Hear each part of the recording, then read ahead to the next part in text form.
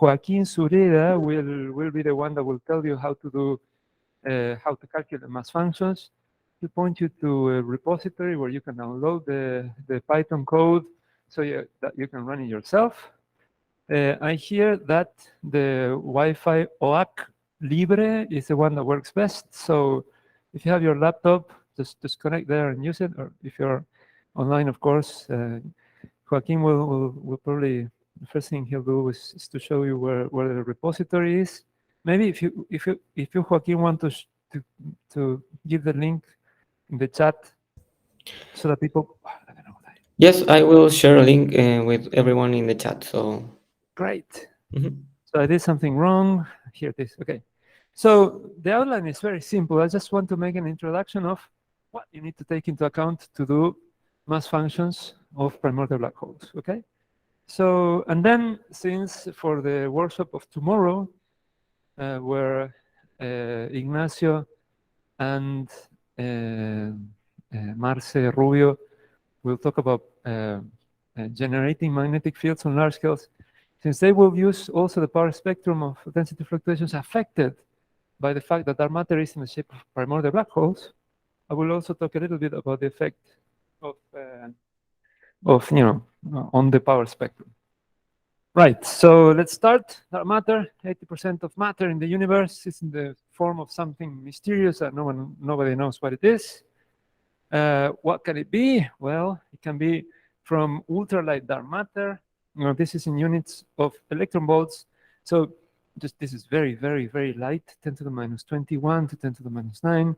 It can be axions, also very light, 10 to the minus 3. These are not produced thermally, so they can contain or allowed to survive early universe fluctuations in the same way as for example, colder matter can do, which is around here, the WIMPs. So all these different types of dark matter, as you move anti-clockwise, you increase the mass of your particle, right? And if you increase it by several more orders of magnitude, you reach also to primordial black holes. So you can also see a list of experiments here: Casper, Quarks, Sensei, Xenon MT, that are basically trying to find the dark matter particle, but have not done, have not been successful yet. And there are a lot of ways to tell whether dark matter is in the shape of primordial black holes or not. But everything is basically non-interacting types of very compact things, right? Either particles or black holes. So why black holes? Because since LIGO started operations, it has detected a majority of mergers of black holes that can hardly be produced from stellar origin, right? Because they're too massive. It is difficult to obtain as a result of an explosion of a supernova, a black hole of 30 solar masses. It's not easy. It's not impossible either, right? But it's not easy. So people thought, oh, okay, maybe the range of very, very massive things that could make up dark matter are still viable, right? So, and this continues to the last run of LIGO and Virgo. So it is something important. I mean, it's there in a sense, right? It's also, there's a range of sensitivity of the detectors of gravitational waves. It's around that region of some. So the parameter space is where we would expect these massive things, right? So it's just there. So primordial black holes have been around conceptually for a very long time, since 66 from Seldovich and Novikov. They cover an extremely broad mass range, starting from 10 to the minus 38 solar masses that wouldn't be alive today if there was Hawking evaporation, or does Hawking evaporation evaporate the black hole completely, leaving nothing behind or not? Things that people don't really know, don't really understand fully yet. And they could be of up to 10 to the 15 solar masses if they form when they, when the region that contains overdensity that will form the black hole comes into casual contact early on the epoch of radiation. They could even be larger than that if you allow them not to be in this horizon. Of course, that doesn't make any sense. So Whereas astrophysical black holes come from the collapse of a dying star, and they have a limited mass range. So they could be around 10 solar masses, 1 to 10 solar masses, if they come from, if they are to be called stellar black holes. There is some evidence of intermediate mass black holes in very tiny galaxies, for example. And of course, there is evidence of supermassive black holes, one of which has already been even observed directly, its shadow, right, of 10 to the 10 solar masses. Right? So this is a narrower range, only 9 orders of magnitude, but it coincides in some part of the range of the primordial black hole. So people look at the possibility that primordial black holes are the seeds of supermassive black holes and so on. Okay. That's dark matter, primordial black holes, and the difference with stars. A stellar black hole forms after the first star is formed in the universe. The primordial black hole forms before even, for example, matter domination begins. So it couldn't form before helium, right? Before nucleosynthesis. It can be very, very, very early formed. Right. So when does that happen, right? When do people think that the primordial black hole would form? They would form when a patch that is originally overdense comes into casual contact with a density that is higher than the average density of the universe by some factor, right? So the overdensity that needs to be satisfied is that it basically has to be larger than a critical value. And that critical value is of the order of 1, right? So, okay, that's not too bad, right? It's only twice the average density of the universe, except that overdensity has to lie within the full horizon at the time where the black hole will form.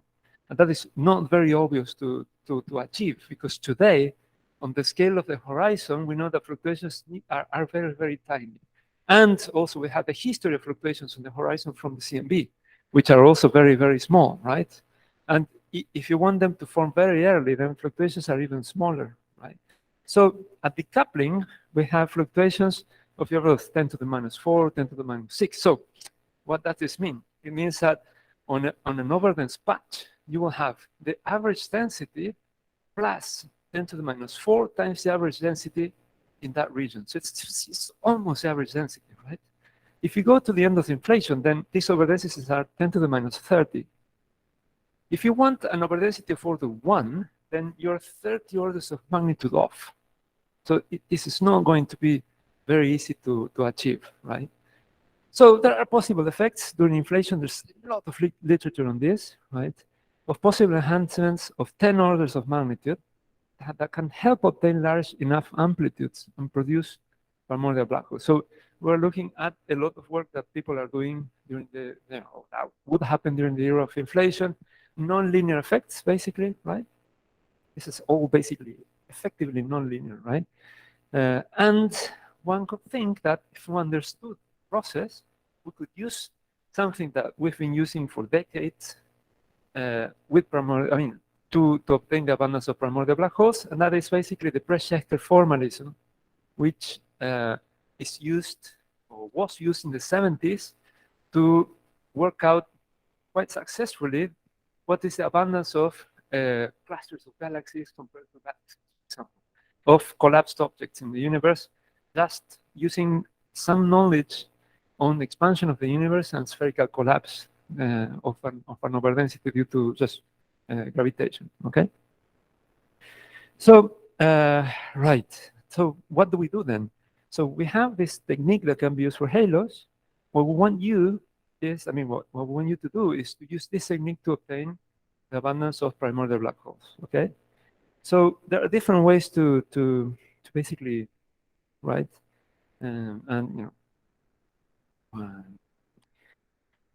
But what we want to use is only the linear power spectrum, to some degree, to as much as possible, okay? That's basically what we will do here. So when you look at the plot, like the one, for example, for this black line here on the right, what you're looking at is the power spectrum of density fluctuation. So that's basically the typical value of overdensities as a function of the wave number. This is Wave number is inverse of the scale, so there are large scales on the left, small scales on the right. And this is a typical picture of power spectrum that you obtain from the CMB, for example. This is not the fluctuations of temperature, which are projected on the sky. This is just a 3D version. So, but this is very low redshift, right? This is redshift 1000. So what we need to use is the original power spectrum, the one that was present in the fluctuations outside the horizon prior to the era of radiation, prior to the era of matter domination, right? So this is the spectrum. It's the same, except that it hasn't gone through all the effects that happen in cosmology within the horizon that give rise to the shape of power spectrum that we know today from galaxies, right? So it's basically power law. It's very simple, right? At most, depending on some inflation models, you have a break, and the power of the power spectrum becomes steeper. So you have higher fluctuations on smaller scales. Higher fluctuations is good because you want tremendously high fluctuations in order to make primordial black holes very early on, okay?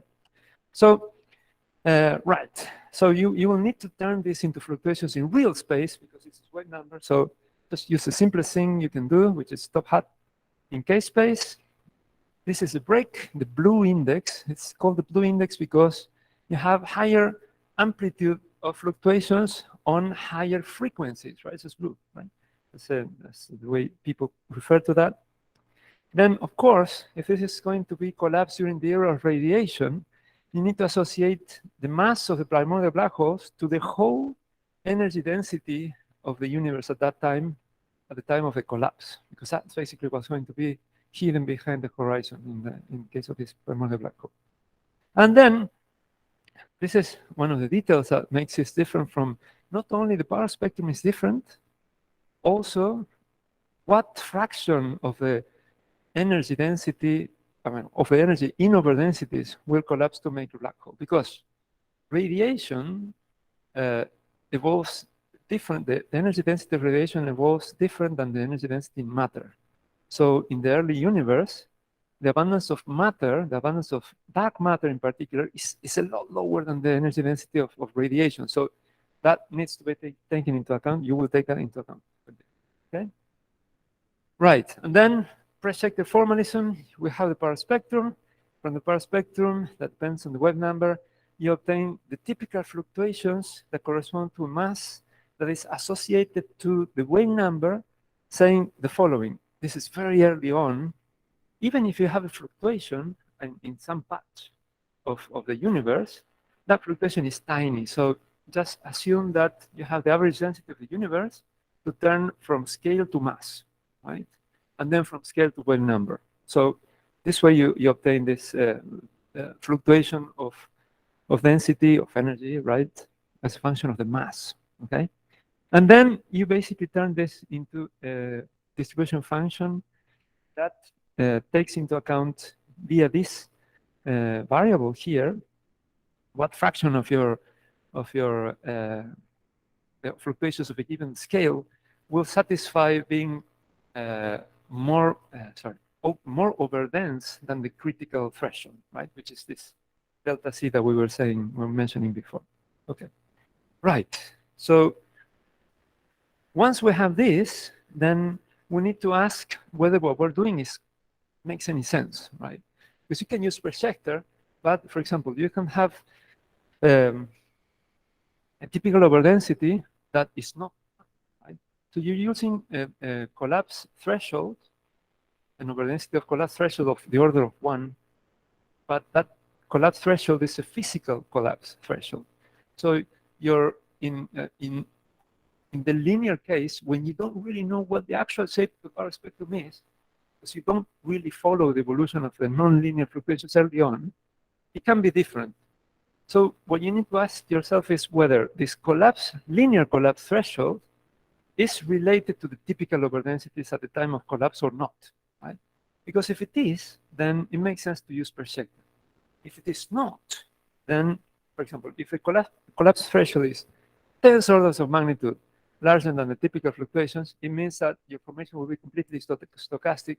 It will have no relation whatsoever to the original fluctuations. If it is too small, on the other hand, basically everything that's overdense will collapse, and there's little information that comes from the power spectrum, right? So that's one of the things that we need to take into account. And the other thing is the fact that only a very, very tiny fraction of the energy density in the era of radiation can convert into matter without destroying everything today, right? We have a very specific amount of matter today that converts into very tiny and very specific fraction of the energy density in the universe very early on. And the question is, that fraction, it stopped working. That fraction, wait, okay, this, no, doesn't work. Anyway, so that fraction that we have here, this fraction, is it a fraction that collapses from each and every one of the patches that satisfy being above delta contrast? Or is it that only one out of, a given number, a very large one of those objects will collapse, whereas all the other objects will not, right?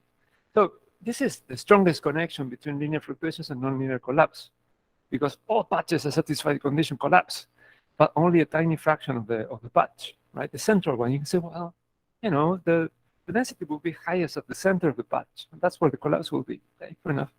And in this case, it's just a tiny fraction of of the actual patches that do satisfy this. So of course, it's probably somewhere in the middle, right? So that's another thing that you need to check. Then other two extremes that you have to take into account are whether to take the amplitude of the fluctuations at the time that the black hole collapses, time that the conditions for the formation of the black hole take place. Right? So if you take the conditions that provide you with the initial, with the overdensity at some point will collapse, then you're basically saying, oh, this will happen at a fixed time in the history. For example, where you have some phase transition in the early universe, right? The other extreme is to say, no, the conditions need to be measured at the time that the fluctuation enters the horizon. So you're basically not taking into account the amplitude of the power spectrum at a single time, but the amplitude of the power spectrum at the scale that enters the horizon at a given time. And that will change your mass function completely.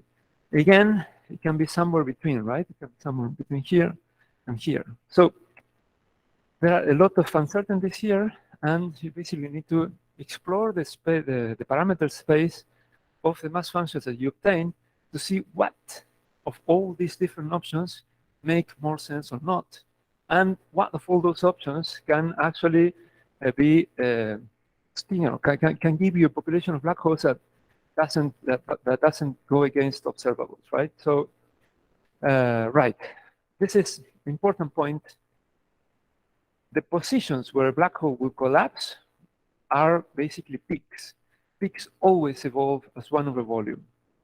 You will never have to worry about an evolution that is different than that of basically the number density. So it will never evolve as radiation, for example. So here are some examples of mass functions. You will basically see these later on. What time is it? Okay, so I'm over time. So you'll see these examples yourself when you run your codes. Of course, you can have either monochromatic distributions where all the black holes have a single mass, or something with a slope, or something in between, right?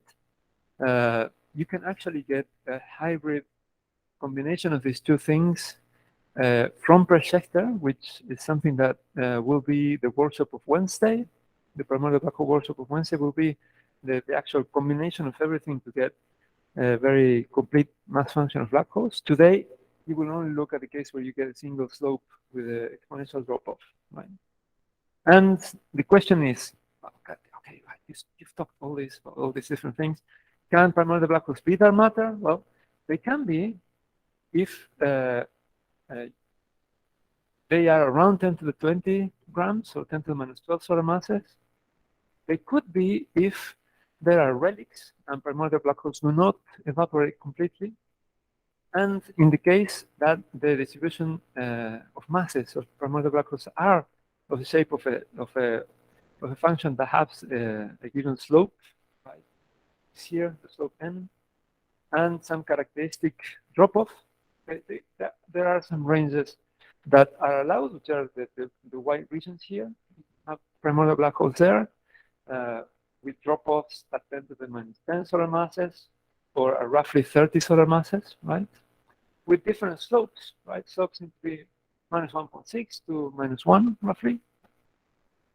That's really nice because that gives you lots of black holes for LIGO to discover. And, well, you will see tomorrow that when you calculate the fluctuations of primordial magnetic fields produced by primordial black holes, there will be an effect on the power spectrum that will make the power spectrum look different than the cold dark matter one at low redshift. So let me just stop here, and I can take questions, and then we can move on to the workshop.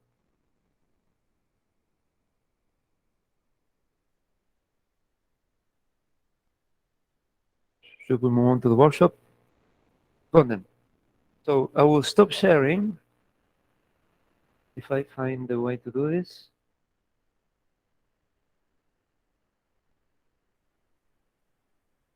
And Joaquin, if you want. Okay, and we'll start sharing now. Well, let me.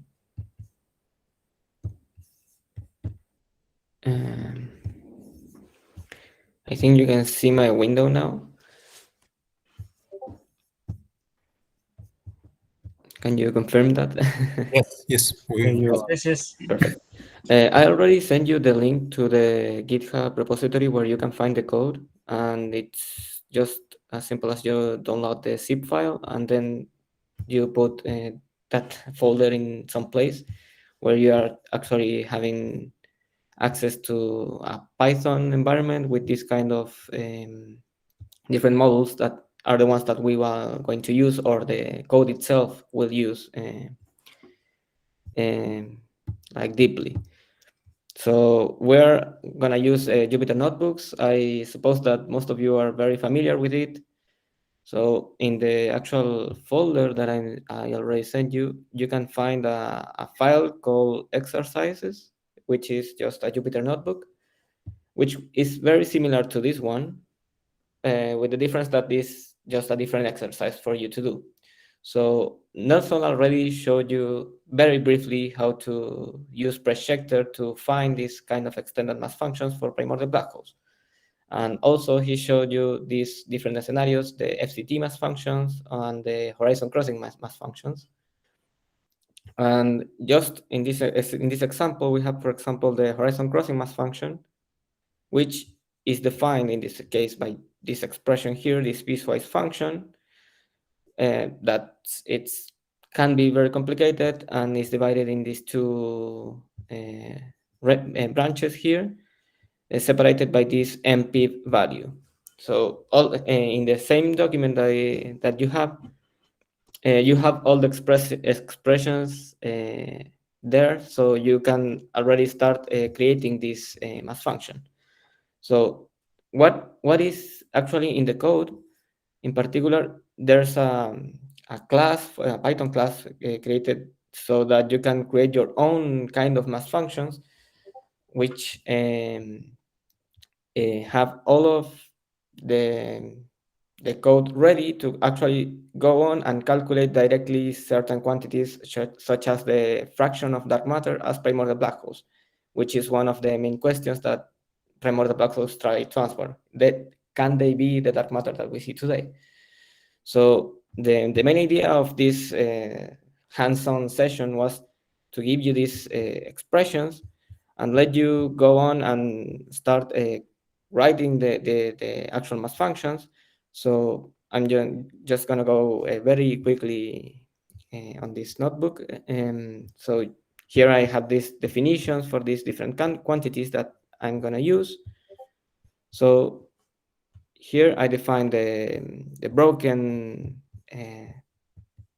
mass function, which is this one in particular. And well, I can plot it here, as you can see. And then one of the key points here that I want to stress is that I now want to define the final mass function as this piecewise function. So it's defined by this.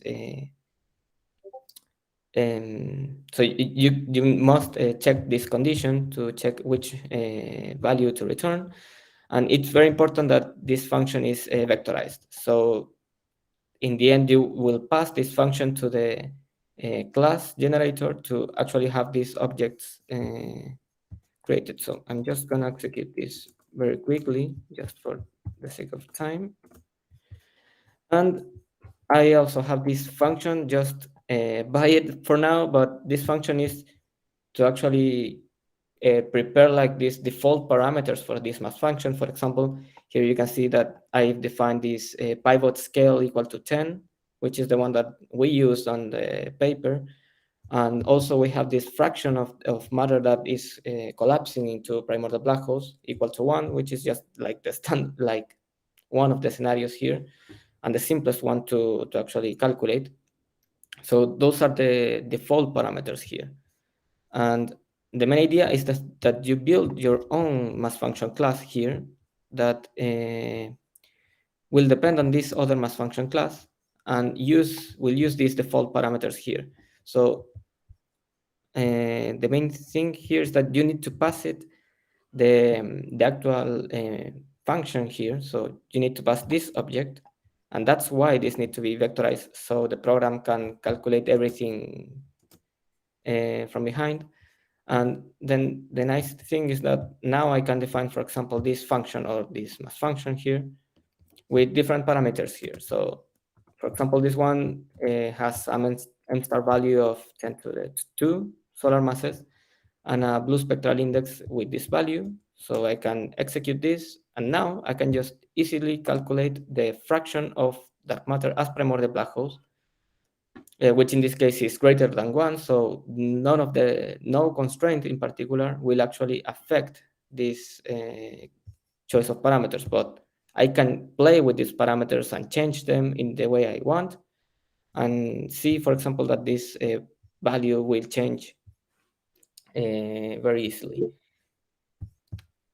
And just to, well, the second part in particular is to work. Yes. Joaquin, I was wondering, maybe you can check whether people are being able to follow you, if they Yes. have the code, and so on. Yes, please tell me if you have the code, if you are already could open the notebook example that I gave you. And I'm going to take a look on Discord maybe.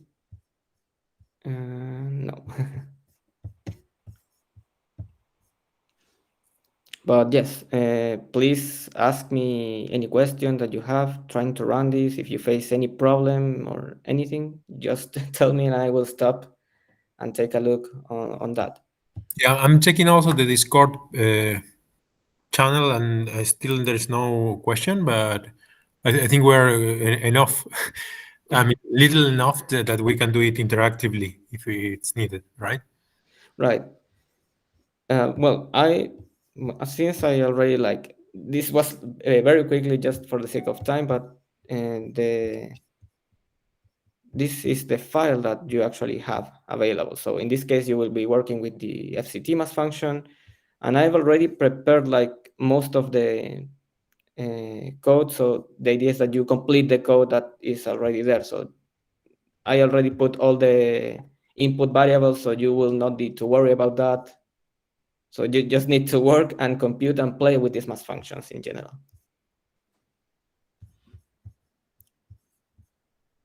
So I also, I don't have it here, I think.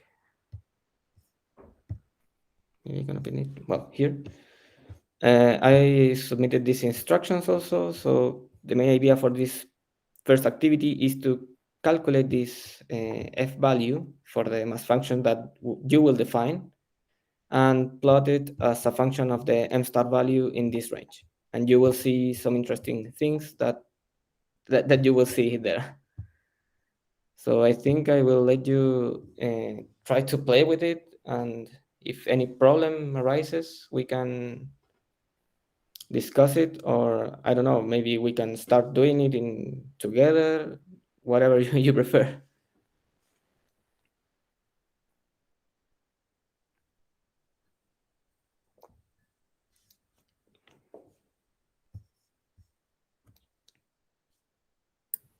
Yeah, maybe we can wait a little bit if the people already installed the things.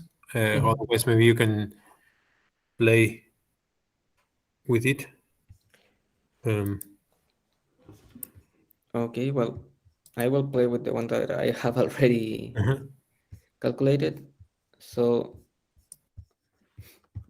well, I told you that I can calculate the fraction f, but this is not the only thing that this mass function can do. It can calculate different things like the mass density, number density, which is actually used to calculate some of this constraint. So that's why I wanted to create everything, and so everything works like under the under the table, so you don't need to worry about that.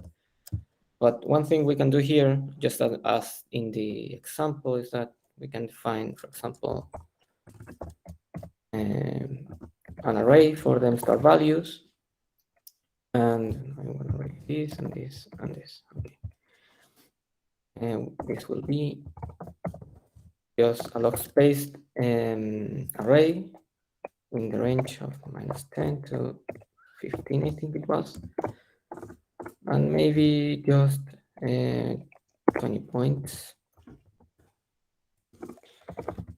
And let's create an empty list to calculate now this. So for each value of m star in this case, I will create a mass function with this an HC mass function. So I think someone raised their hand. So Yeah, it's me. Hi, Joaquin. hi. Can you hear me? Yes. Yes. Sorry, I don't know if I'm very slow, but I'm not following much what we need to do. Could you, sorry, start from scratch with the Jupyter notebook, because I finally downloaded it, but I don't follow quite well what we need to do. Well, have anyone already? Is anyone been able to open this exercise notebook? Let's start with that. Yeah, I did, but yeah, let's see the others. Okay, so if you have everything like installed in Python, you should start by computing this, well, executing these cells. And I left in this exercise notebook like these symbols here, just to indicate that you need to complete these functions because they are not ready. So it was my idea just to let you guys or people to let you people complete these mass functions. So for example, and let's start doing it, for example, for the first things. This is the definition of the CFCT value here. It's in the exercise notebook and it's in the instructions PDF that I sent you. So the idea of this was for you to let you build everything. So, sorry. And this is FCT times, for example, this, okay. Let's do it like this. CFCT 32 times by 4. Now the row is already here, so it's just doing this and divided by 3. And this is raised to the 1/3.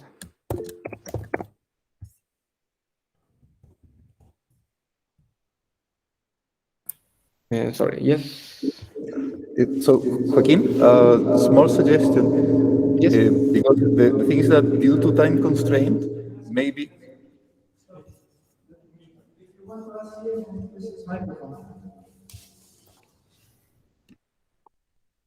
Hello? Okay, yeah, much Yes, better. that's better. Yeah, so a small suggestion that because of time constraint, the particular parameters that enter in the mass function weren't properly explained. So, making a link with the introduction that Nelson made, what was clearly explained was, for instance, the broken power law spectrum, right?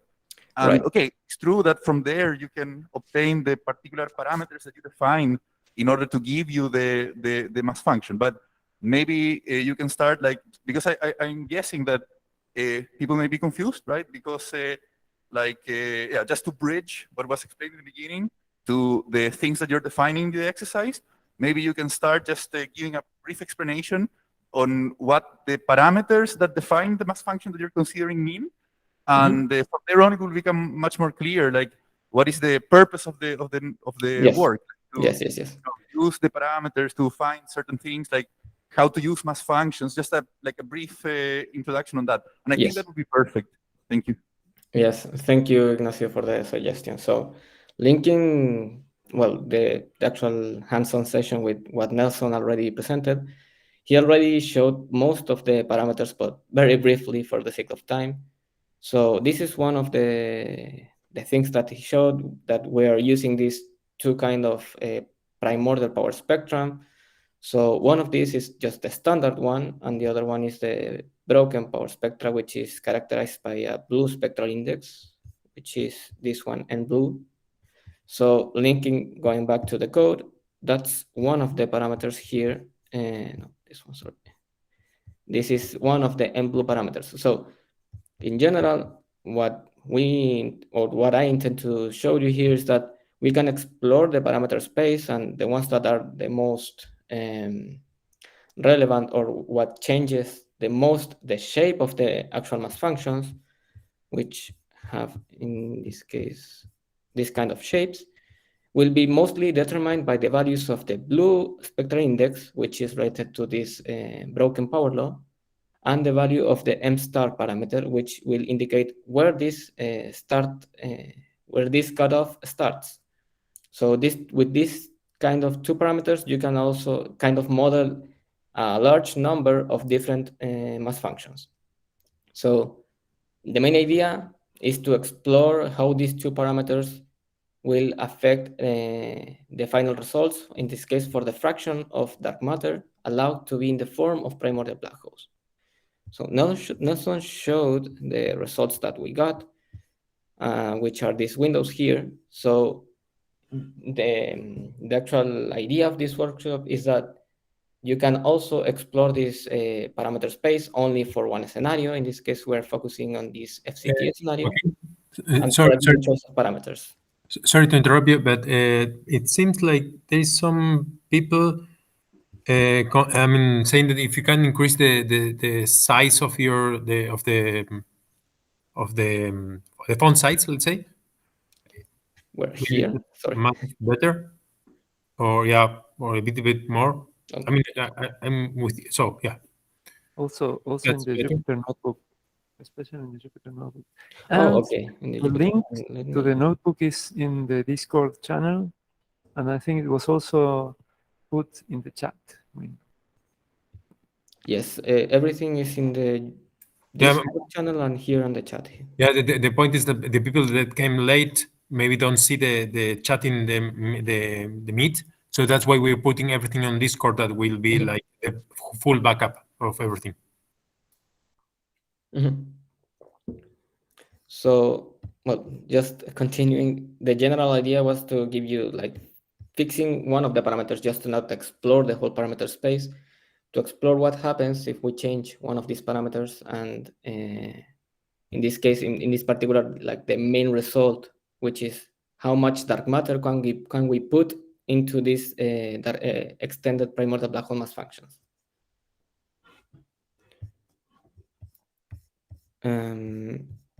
So to achieve that, I gave you here just the final results for the Press-Schecter mass function.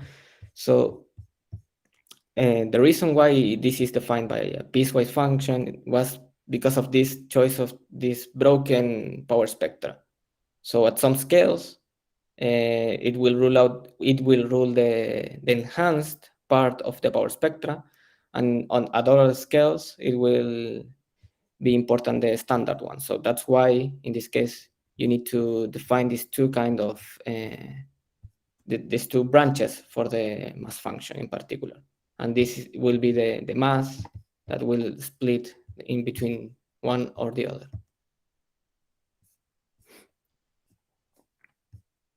So I don't know how much time else we have. Maybe I can do something here. We have until 5:15. You still It's have half an hour, but I, No, yeah. Okay, so let me. I have this here. So this in the PDF instructions, and that's why I put them. So the main idea is for the first exercise is that you write these equations into the Python code and reach to this point of calculating the value of f for a given number of parameters m star. So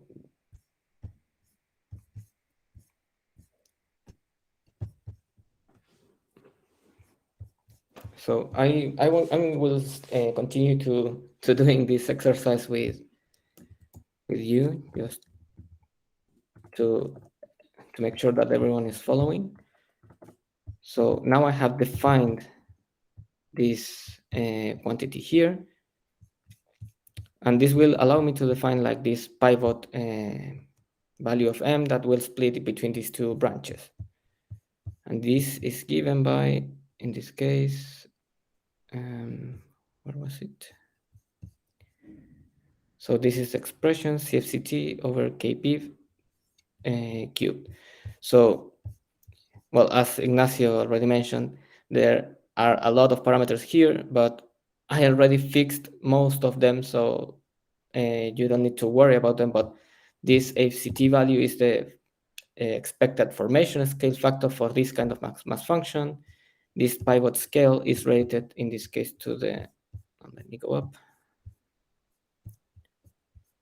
to the point where we expect this break in the power spectrum. So this is exactly the pivot scale here. So that's another parameter that we can also potentially explore, but for now we will leave it fixed at a value of 10. And this f sub m, as Nelson mentioned, is the fraction of dark matter is the fraction of the energy density that will collapse into the primordial black hole at the formation time.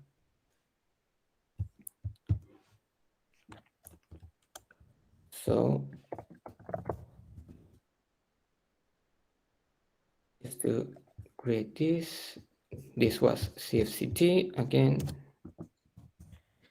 which now I have it as a function of this, which depends on a cosmology I have defined here, and a value of a formation scale factor here. This was divided by the value of Kp. It was to the power of 3 times f sub m. Now I'm just executing this cell, and I missed the syntax here. Using a sign. So, and just to make sure that this is working, I can call this function by passing it only the cosmology. And well, it's working. And maybe one thing I can also mention is that the idea of giving, for the ones that are not very related with Python, is that the idea of giving the parameters already like fixed at this point is that I can either calculate this, only giving it the parameters that do not have a certain value, and it will calculate everything with these values, or I can change some of them. So for example, I can, in this case, choose kp equal to 10, and this will actually change. So that's the advantage of doing that, the way that I need to only pass it one parameter. Now, the first part, well, the next part is the definition of the first part of the mass function, which is the standard one, which is given by this expression here. So as you can see, it depends on the value of m star and many other constants, just as n sub s and the dark matter density at some scale factor.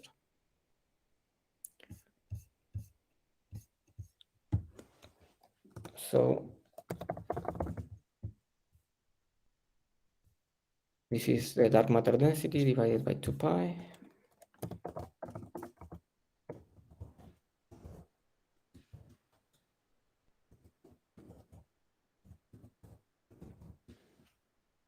Or I can be more explicit here.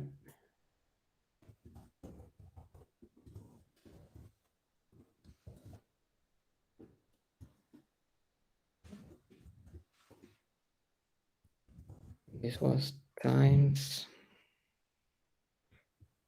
ns plus 3, and ns was already imported here, so you don't need to worry about that parameter. And please stop me at any point, and if you have any questions, just tell me.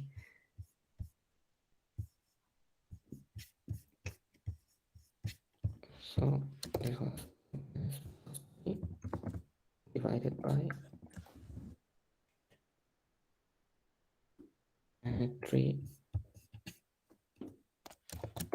times m squared.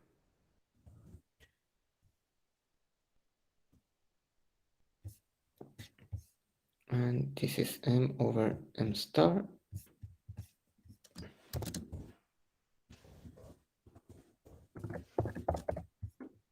Now, I have named m star equal to ms, but you can use the name that you prefer or anything. And this was raised to the power of 6.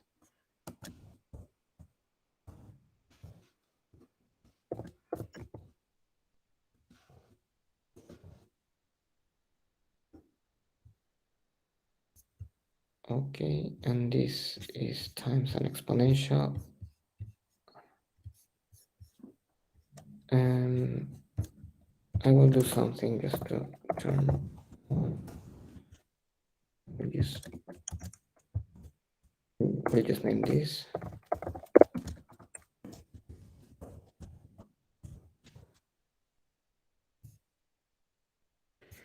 This is minus 1/2 times same fraction here.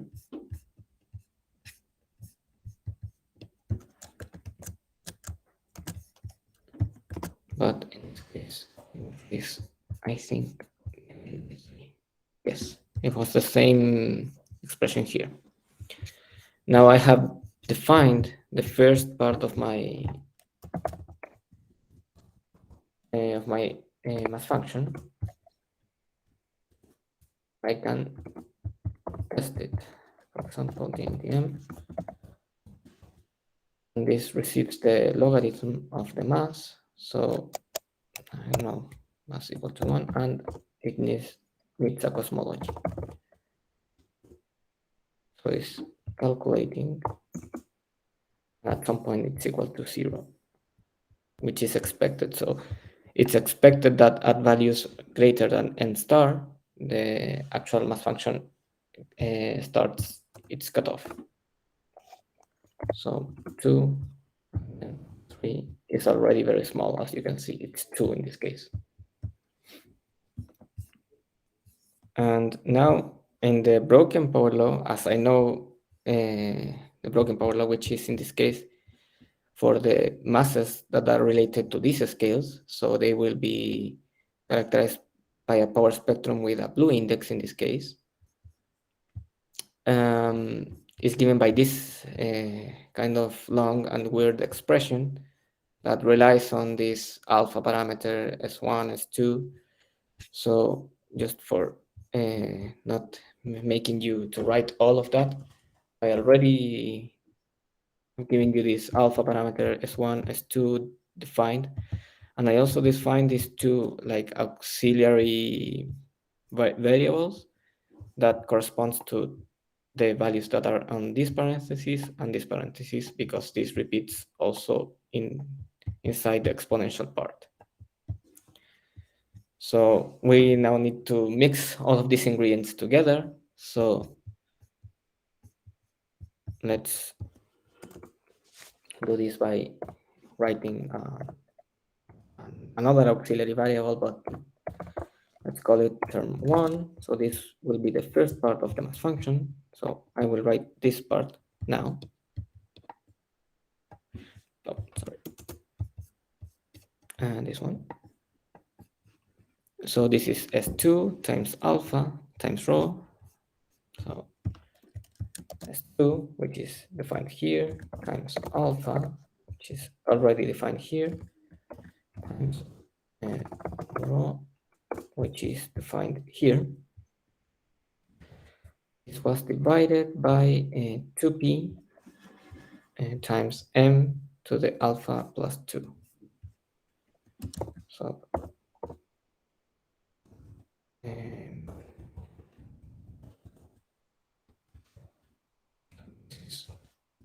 to the power of 1/2 times 2m to the power of alpha plus 2. I think we'll check again. Right. So the next part is this auxiliary term, the square root of this auxiliary term divided by this aux2 to the 3/2.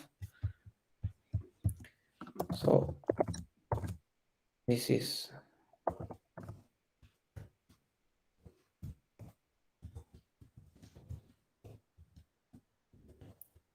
half, and the other part is the aux2 to the 3. So I just want to mention that the difference between these two terms is that one is actually evaluating the m star value and the other is evaluating the m value. So they seem very similar, but they evaluate like different things. And the final part of this kind of mass function will be the exponential part for the broken power law. So this will be exponential of 0.5 or minus 1/2 of aux1 divided by aux2. So I want this function to return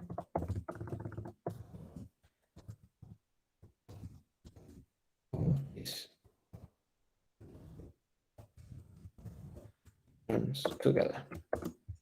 And I think I made some mistake at some point, but oh, here. Oh, I missed this operator. Now it's fine. I can check this just to see if this works. Again, it receives these two parameters, a value of the logarithm of the mass and a cosmology. And it's already giving me some parameters. And again, for values greater than this, and I will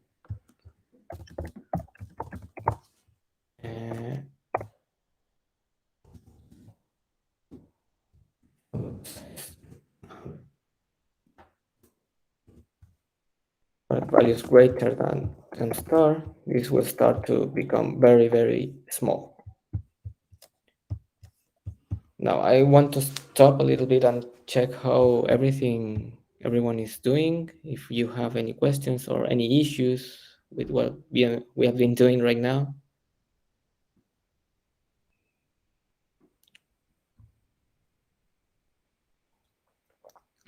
This is like the most tedious part because it involves like taking this long expression and equations and putting all of them into a Python code in this case.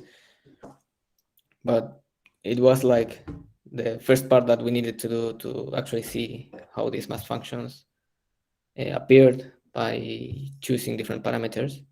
But we will go to the most fun part very briefly. So if there are no questions until now, we can continue. And now we will calculate the combination of these two branches of the mass functions. So this is defined by this function in this box equation here. So for masses smaller than this pivot mass, this will return the broken mass function, or this one. And for masses greater than this value, this will return the standard one. And this is also, in this case, I will return to this, is related to the scale that we are sampling at that point. And if we are using just the standard power spectrum or the broken one. So different scales will trace different masses for primordial black holes. So I need to calculate this quantity here, the logarithm of MPIV, which I already have my function here, and I already calculated MPIV, right? So this will be the logarithm base 10 of this function, but sorry, I need to take all of these parameters together just to make sure that if I change one of them, everything follows to the first definition that I have, and everything is well defined. What I did just was to copy the input parameters here and paste them here, and now I will erase these values. So the program will interpret the ones that I given them for this function. And now the condition was if the mass is greater than this MPIV, then this needs to return in the M standard, which depends on the logarithm of the mass, the cosmology, and I think it was only M star. I'm gonna copy that. And I just want it to be the parameter that receives this function. And for the other branch here, I want to return the mass function for the broken power spectrum. In this case, receives a lot more parameters, but I'm gonna copy all of them.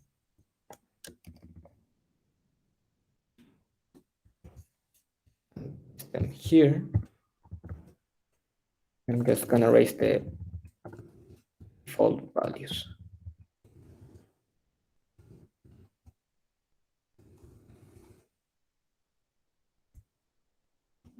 And I just put this equal here to make sure that we never missed one case. Now we're ready. We already have defined the FCT mass function here. So I can plot the mass function. So I already have this mass array. And these results are very, very briefly into this kind of mass function. So as you can see, this mass function starts its cutoff at like So this will plot the array of masses and the mass function in the y-axis. So maybe I can just x label. Let's just put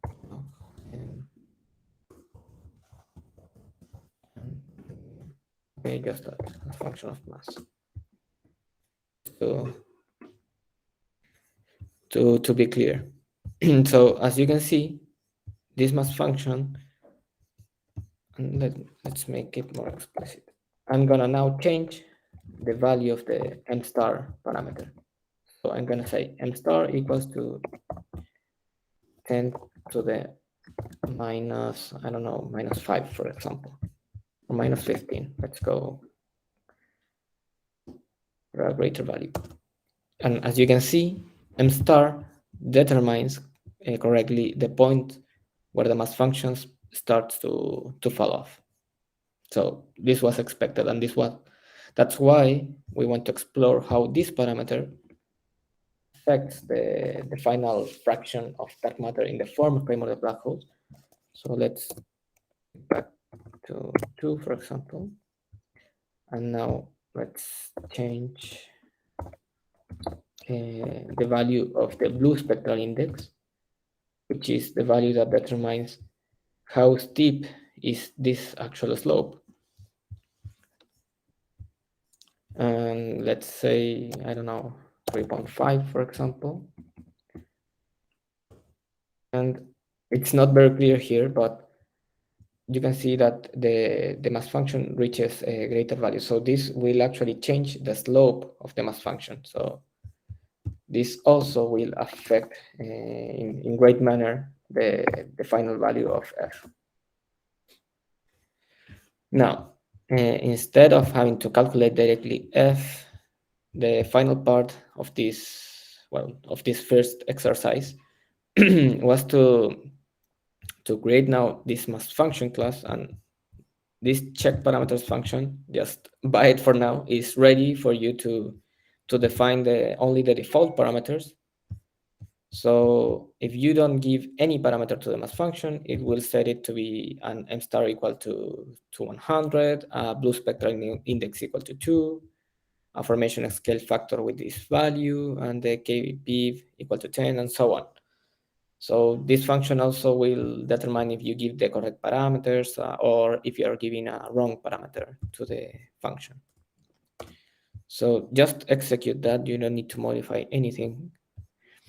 And to me, here's the fun part, where we'll use the mass function class, which allows you to calculate f, to calculate the mass density, number density, and other quantities.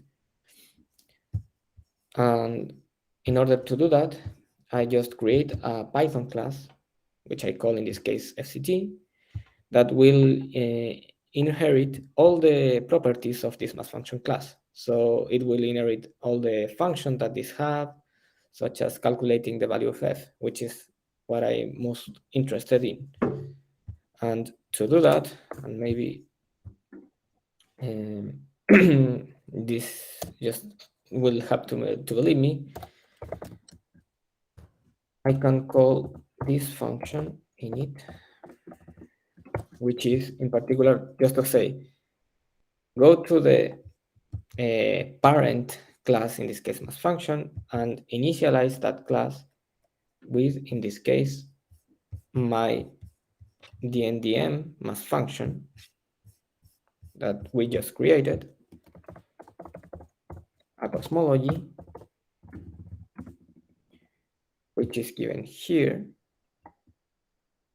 and a name, for example. So let's call it fct mass function, and we just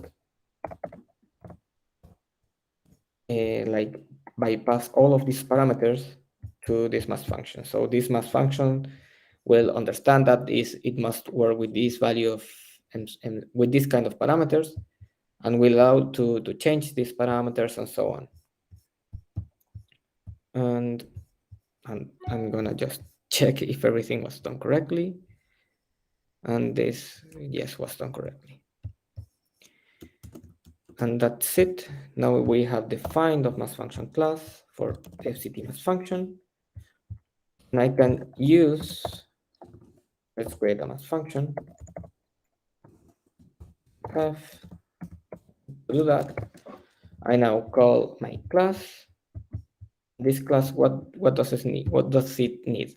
A cosmology and some parameters that are the ones that appear here. But I can create it only passing the cosmology, and if I do not give it anything else, it will use these values. So I can create the mass function. This already executed fine, so I can just do this mass function compute for f.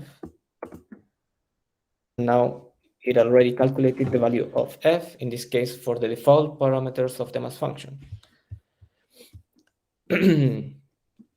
Now, up to this point, I want to stop again and check how everyone is doing. If anyone have any questions about this. I understand that maybe, well, someone, I think, raised her hand. Ignacio, again.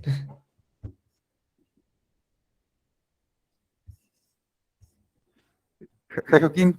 Yes, one small thing. Yeah, okay. So, yeah, so just to emphasize something that, yeah, so, okay, you have the plotting function, so now you can plot the mass function, that's really nice. So I guess it would be a nice time to explain, for instance, okay, so as you can see, right, the mass function is a Schecter function, right, okay?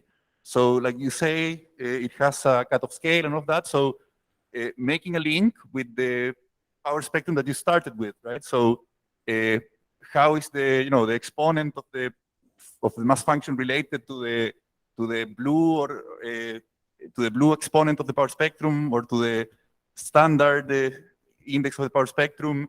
The cutoff scale m star is given in terms of which parameters of the Press-Schecter, just so to have a feel on how the variating the power spectrum that you started with will control the shape of the mass function. I think this would be very nice, so that the audience gets a clear idea of what's the meaning of the mass function that you derive, because it's very important, right? So maybe you can make some comments on that.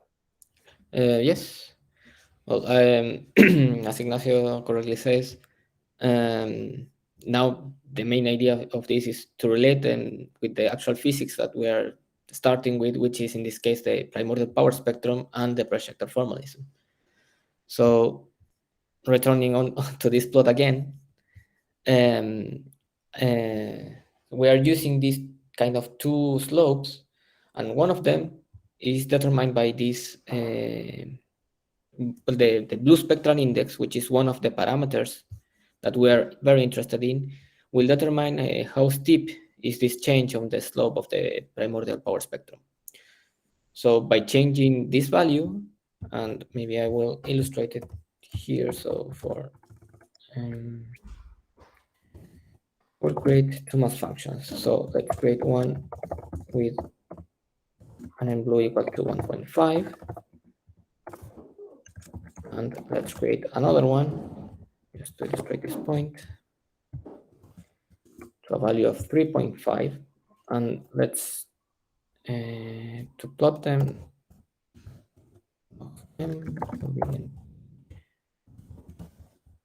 20, 10, 40 points. And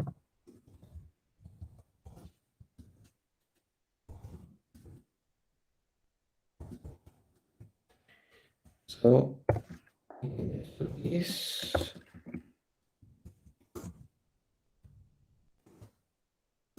will show the difference. So the change on the slope of the primordial power spectrum will reflect directly in the shape of the final mass function by changing the actual slope of the mass function. And this will be very important in particular because changing this slope will determine if we will have a very important contribution of these smaller primordial black holes, or if we will have a more important contribution of these massive ones. And all of this, and this, the same things happen as I already showed. The m star value, which in this case maybe it was not clear how it arises, but the m star value is just a way of reparameterize this delta for collapse. So the m star is directly related with the threshold for the collapse of the primordial black hole at the formation time. So that's why that parameter is actually holding some physical sense, in particular for the formation of primordial black holes. So in particular, for example, for this kind of mass function, you will have that the threshold for collapse is only met for this kind of scales, and for this one you do not met the conditions for collapse, and this is parameterized in the value of m star. So maybe that kind of sort of explains the physics behind of each of these parameters and why we are interested in study both of them. And just to illustrate how these two change,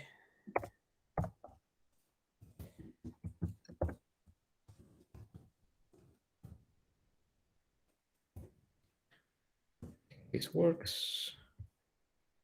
There's a few points, but it's clear that the first mass function, the one that has m star equal to 1 to the minus 15, begins its cutoff very, very early.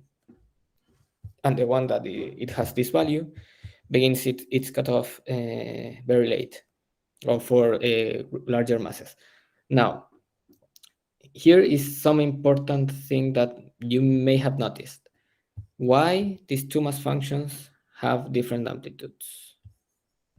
And this is because that's why we created this, or I created this mass function, in particular this class.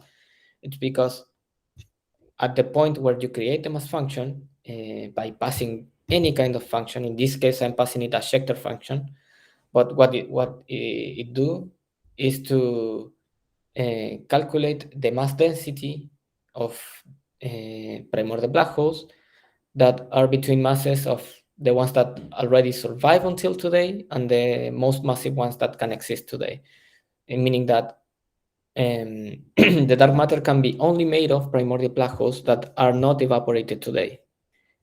So because essentially these theoretical functions extend up to masses very, very small, but they are so small that they only make primordial black holes that evaporate.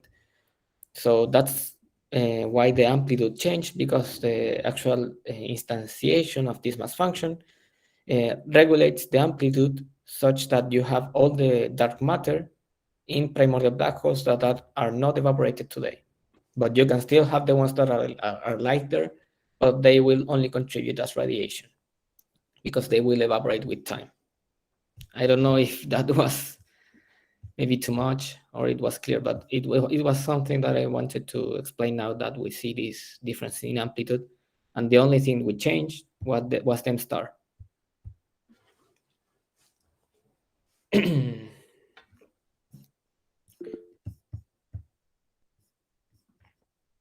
Yes, Ignacio. Yeah, thank you, Joaquin. I think that was much clearer. So yeah, that was very good. So one last thing. So that explains, that the slope of the mass function is related to the spectral indices of the power spectrum as it should, and it tells you that the m star, which is the cutoff scale of the mass function, is related to the delta collapse, and it's like in standard the Press-Schecter language, right? Basically, you can say that you can set it by considering the dimensionless mass ratio. So this delta over sigma to be of the order of 1, let's say. So that is a way of fixing the m star.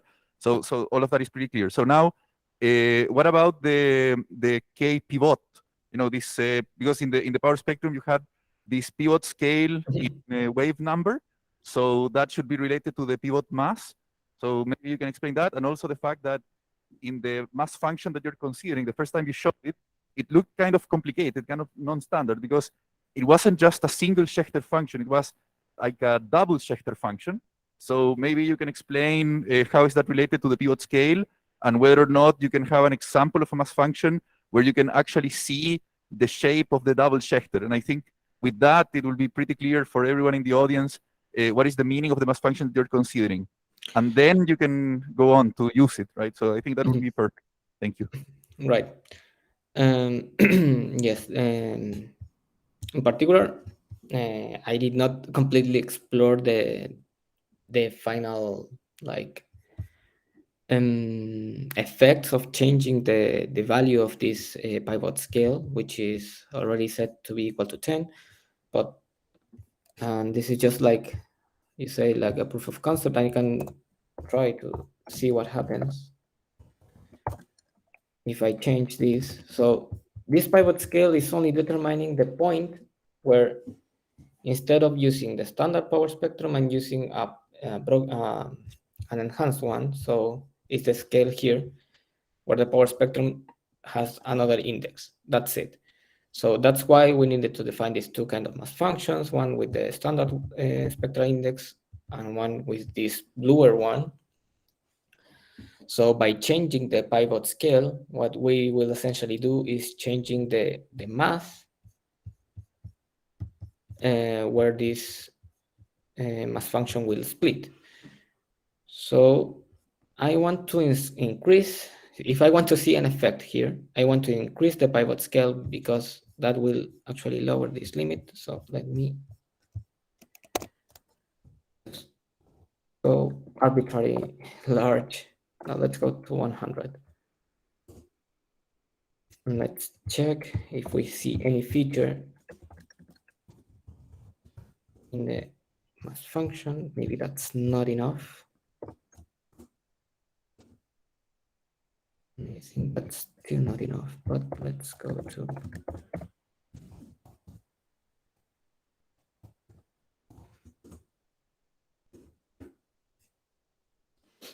Shouldn't it be smaller than m star? I'm sorry. Like, if it is larger than m star, you won't be able to see the effect, right? Because m star is cutting off your function for you. So Yes. it should be smaller than m star in order to see the effect, right? Yes, that's why I am increasing m star, but it's not that direct that one of them should be exactly larger than the other. But essentially, I don't know how much I must increase to see.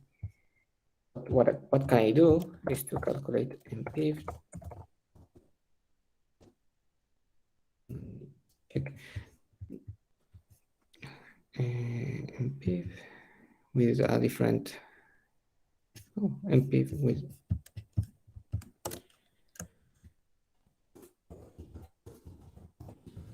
this. So I need to get to that value. But if I change KPIV, this will be essentially, wow.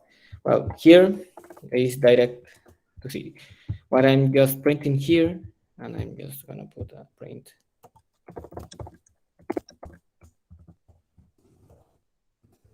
Is the log if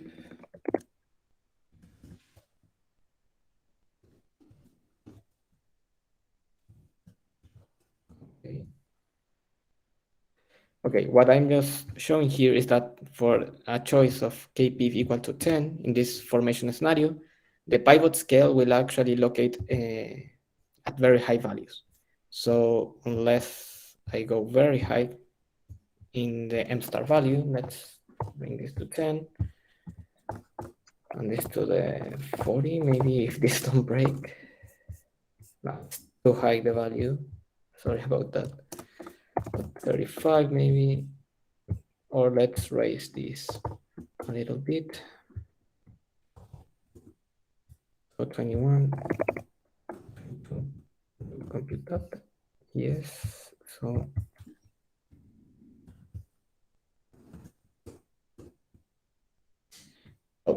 briefly, but I don't know if all of you can see it, but here is a slight change of slope, but let me just plot it here so you can see it in a better way. Let me check. This is in the range of 20 to 25. So 20 to 25. Back with the Sufis.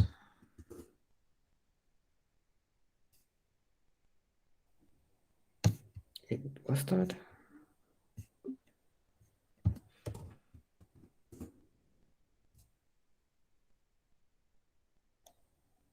I don't know if it's enough here.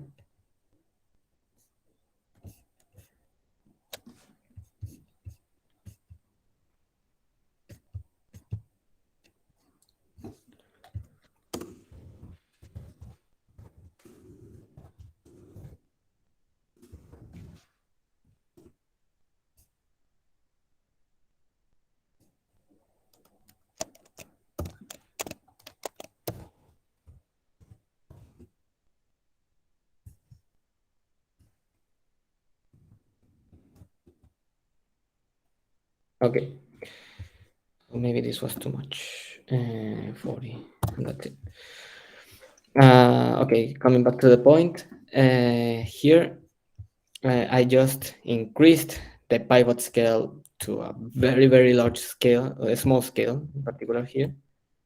And at this point, the pivot mass is located at this value.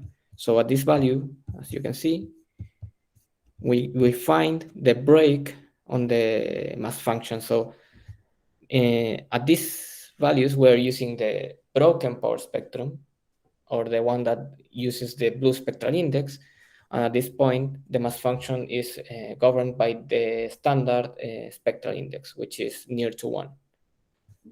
So that's why we see a break in the power and the mass function. So it's essentially because we are seeing a break or a difference in the slope of the mass function. So I think that illustrates the effect of the choice of KPIV. And at this point, we only choose an arbitrary value large enough so that it does not conflict with any observation. But you can also choose it arbitrarily large to study these kind of effects, for example. So that's, again, another parameter that one can explore in this case and can have different implications in the final results for the fraction f or other quantities that you may want to calculate. Joaquin? Mm-hmm. Sorry for interrupt, but in 5 minutes, we need to change to the next workshop. If you want to do a closure or give homework for the people. So, sorry, how many minutes? In 5 minutes, yeah. Okay. Well, yes, I will give everything else like a homework, because I think the hardest part was this one, to understand how to implement this kind of mass functions. And again, I believe that code is pretty much general in the sense that you can define any kind of mass function. So you can define any function that gives you this with any shape that receives any parameter you want related to a different physics, and you can put it here and start calculating things. So the main goal of this, or the main objective of this small workshop that I wanted you people to do, was to actually explore one of the parameter space, which was M star, which I think is one of the easiest to understand and one that have a lot of importance in the mass functions, because as you can see, it determines very importantly the moment where the mass functions begins to fall off. So the idea is that you create an array. So let's call it this M star array from a log space from -15. This is indicated here. It's also in the instructions in PDF. So I don't know, maybe let's do it here from 10 points. And let's do a for loop. for y in ms array, and let's create a mass function, sorry, for this value, so FCP, the cosmology, and the m star value. So in this case, m star is equal to y to I, and then f is equal to this, and let's do it. So I can append all of this into a list, and this will take a little bit of time because at this point, what we're doing is doing integrals because we're calculating corrections to this fraction and many things by using this mass density, number density, and well, here it is, and you can see the different values of f, function in this case of m star. And it's a nice thing to see how this change with the different choice of the m star value. You can also see how it changed with the blue value or fm values, or even the kp value. But I think this one is the ones that gives you a lot of differences and the ones that is easier to understand. For the second exercise that I will just indicate here, the compute f function, this one, also works with list or names. So for example, I can use the names that are given by these keys in this dictionary here and pass them to the mass function. So for example, let's calculate for machos.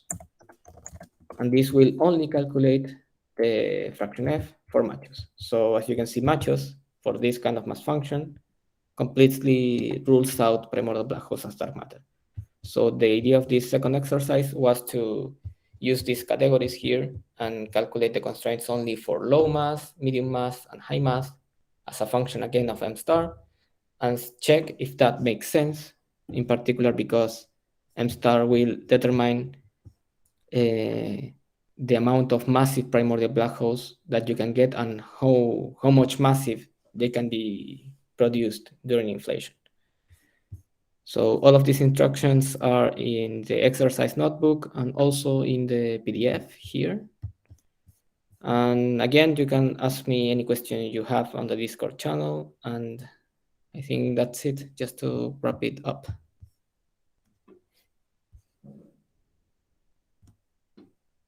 Yeah, I also will encourage you to use the Discord for discussions, and maybe the people will work from today to tomorrow and have some questions there. Or we can elaborate there, I guess. Right. So I will stop the. Sorry, I will stop the recording now.